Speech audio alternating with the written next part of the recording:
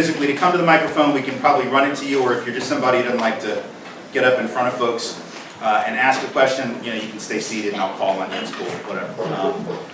However you want to do it. We'll start right there. Yeah, great. Hi. Hi. My name is Connie. I'm a master's student in philosophy in San Diego State. I also get the opportunity to teach college students as part of my master's degree. And I wanted to say thank you for your insight, because it actually makes me feel like I am indeed a revolutionary instead of just a teacher. Good. I value many of the things that you discussed. We were talking about dominant groups, and I think of this, and I think most people think dominant groups as white men. Right. Although women encompass 50% of the human population. Right. And we have more college degrees than men right now. But there's something really interesting when you're talking about some of the programs that people put in place to get women into STEAM. I say STEAM because I think the arts are incredibly important, so if you do arts, keep doing arts. I think that that's incredibly important, and there's all these programs, and being in philosophy is one of the top 3 with no women. Right.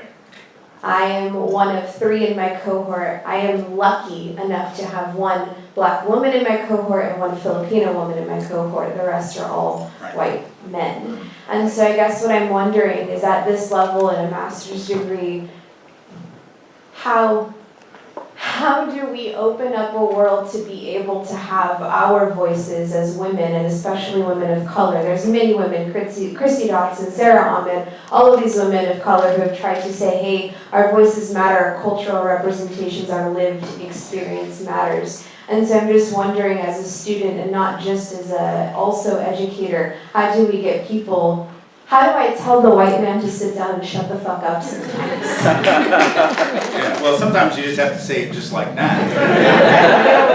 You do. And then other times, you just have to demonstrate, you just have to sort of roll past them and by them. I think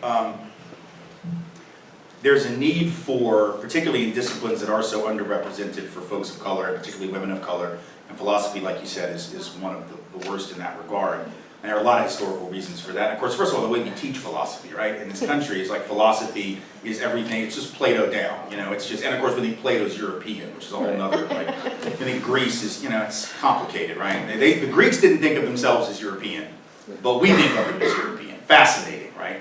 Just as a side note, like Herodotus, the so-called father of history, Greek, said the Europeans were lazy and slothful and violent and just spent all their lives killing each other. Clearly, he didn't think of himself then as a European, because Herodotus thought very highly of himself and of the Greeks. But we've decided Greece is Europe because then we can make it our tradition, right? It's the tradition of the West. And so we don't think there was any philosophy anywhere that wasn't white, quote unquote.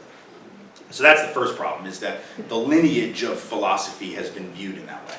I think that the good news, right, is that in the last 10 to 15 years, not only in philosophy but in a lot of fields, you are seeing, and it's part of a couple of phenomena that are just very serendipitous, not necessarily the result of any deliberate effort, but as some of the aging philosophers are retiring or passing, right, there has been an increase in the diversification of a lot of departments, not nearly fast enough, but it's starting to happen where you're seeing voices, you're having conferences of people from marginalized spaces talking about their discipline in ways that 15 years ago you wouldn't have had enough people to have that conference, now you do. So those things are beginning to happen, and I expect that some of that will result from the inevitable demographic change in the country. You're just not going to have enough white dudes to keep philosophy departments going. So, gee whiz, what a shame, right? And that's going to mean that the discipline is going to move in a different direction. I'll give you a good example of where this has happened already. The American Studies movement, right, which for years, American Studies as a discipline was really quite white, quite Eurocentric in its conception. I remember taking American Studies in high school, and it was no different than your typical sort of survey lit or history class. All it really was then was just combining lit and history and calling it American Studies. But what we've seen in the American Studies movement in the last 10 or 15 years is it is now not only increasingly being taught by folks of color and women of all colors, but the lens that is used in most American studies departments and within the movement as a whole is overwhelmingly a lens about power and a lens about privilege. How did that happen? It happened because really committed people within that discipline said, we're just going to take this shit over. Like, that's really what we're going to do. And they took it over and they changed it in a way where now it's experiencing a renaissance of people coming into it. That's actually not the word to use when I'm talking about, that's a very Eurocentric word too. But it is, it's experiencing this infusion, right, of new blood that is breathing life into a discipline that was sort of just sort of sitting there, and it wasn't really inspiring a lot of new people to come in, but now it's on fire. So I believe we can see this in areas like philosophy, we can see it in places like sociology. We still don't see nearly enough of it in political science, for instance, but there are a number of areas where you're starting to see that happening, and I think the only way that it continues, we have to demand that. Students need to demand that they want to see those other perspectives represented.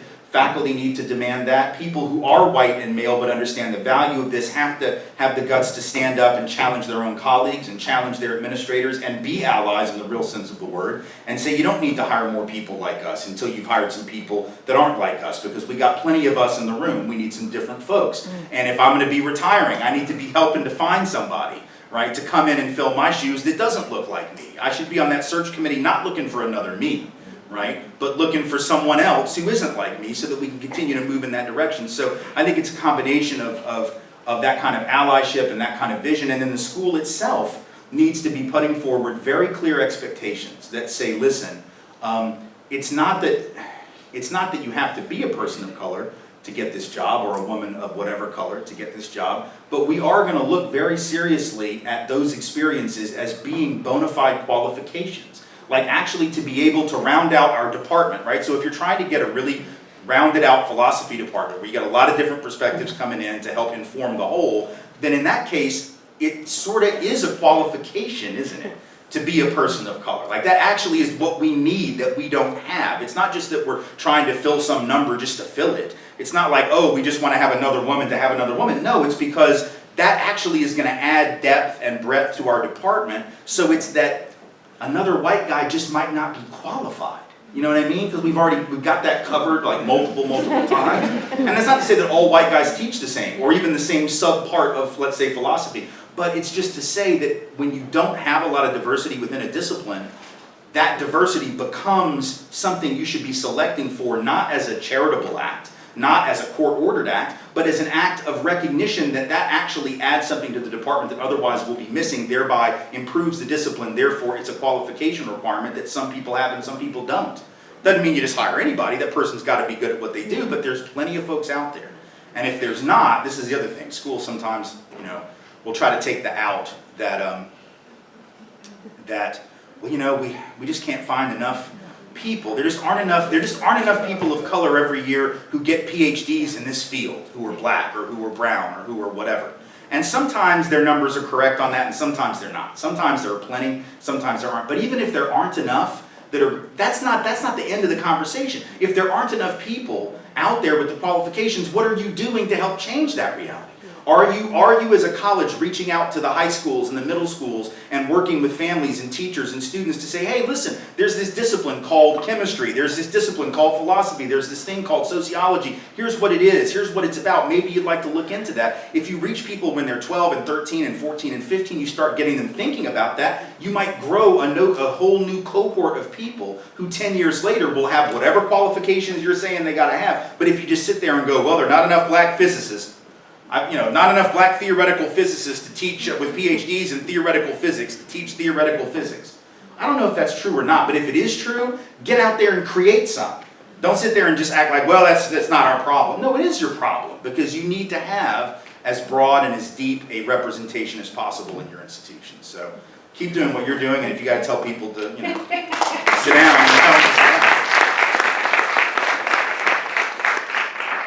Good evening, and thank you for tonight.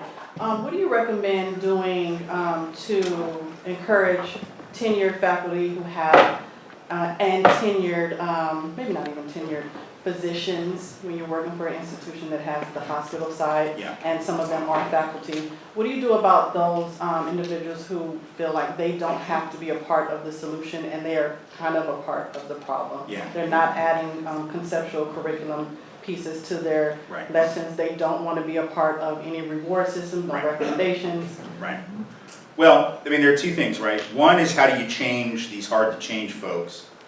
And somebody asked a similar question at Maricosta last night, and it was asked a little bit differently, but sort of the same answer I'm going to give. I think on the one hand, you can get some people to sort of change the way they do things and to open their eyes to things, but it's hard, and we know from the research that when it comes to this kind of stuff, right, people get very defensive, because if you suggest to somebody that the way they teach or the way that they mentor or the way that they do their job is in some way unequal or inequitable and unfair, they feel like you're attacking them as a racist, as a sexist. They end up getting very defensive when it may not even be about them at all. It may be about the system and not necessarily them. But as a result, it's real hard, right, to get folks to change their take on things or the direction that they take when it comes to teaching and mentoring and other things, if it's couched in that sort of political or philosophical premise. One of the ways we know that it can sometimes work is if it's couched as a matter of professional development, right? If we understand this is actually about doing your job better. So for instance, if I was a physician, let's just say, and, a third of my patients died regularly, it's not just that I'd probably lose my job, I hope, right? But that I would want to know what it is I'm doing wrong. Like there's clearly something wrong. Or if I'm a teacher and a third of my kids are not making it, and not succeeding, and not graduating, or not getting the grades that they need to get, right? Then I'd want to know what's wrong. And especially if the people who are dying in the doctor example, or the people who are failing in the teacher example, or underperforming, happen to disproportionately be of a certain group or groups, whether that was economic, cultural, linguistic, racial, gender, whatever it might be. I'd want to know, like, what am I doing? Because I got to be doing something. And I think one of the ways to approach this would be to say, listen, don't you want to, we all want to be better at what we do. You want to reach everyone, right? I don't know of anyone who would rather reach half when they could reach whole, right? I don't think there's anybody be like, no, I'm good with 30% dying, I'm good.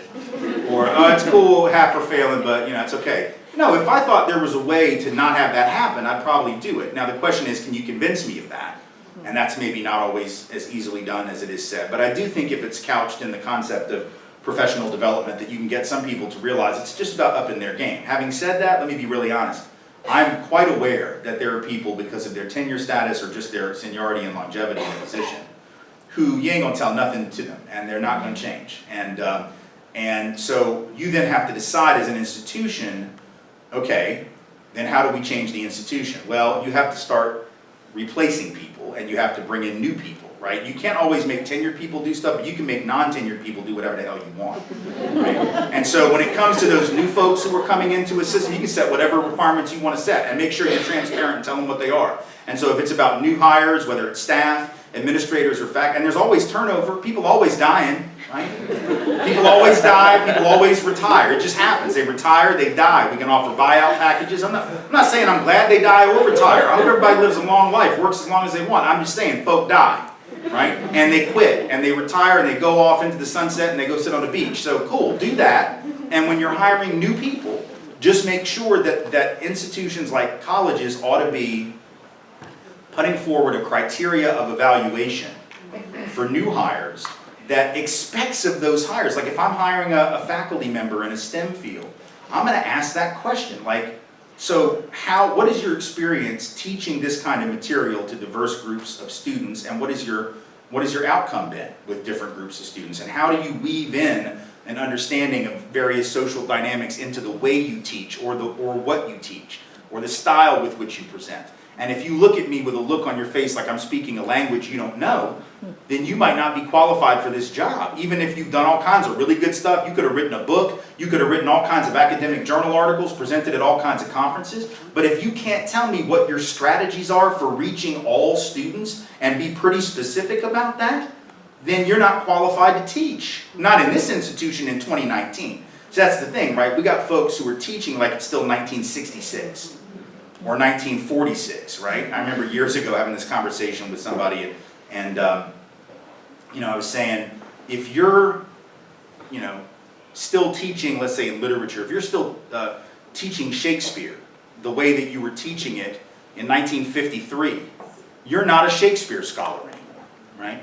Because there's been a huge change in the way that Shakespeare is read and critiqued. There are both feminist critiques of Shakespeare, there are multicultural critiques of Shakespeare, there are class-based critiques of Shakespeare, and if you're not familiar with those, you're not a Shakespeare scholar.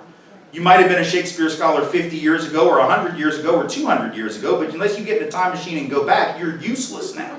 You are an anachronism. You do not know your stuff anymore, right? And so we got people who apparently don't feel the need to up their stuff, and so you can't always change them, but you can make sure that the new people coming in have these skills. Or at least if they don't have them, because look, a lot of people won't have them, but they'll know that it's important to get them. And I'm okay with that. Like if you're trying to get a job teaching and you show enough intellectual curiosity, so if I ask you that question, hey, how are you gonna teach this to a diverse group of students from a diverse group of backgrounds, and what is your experience?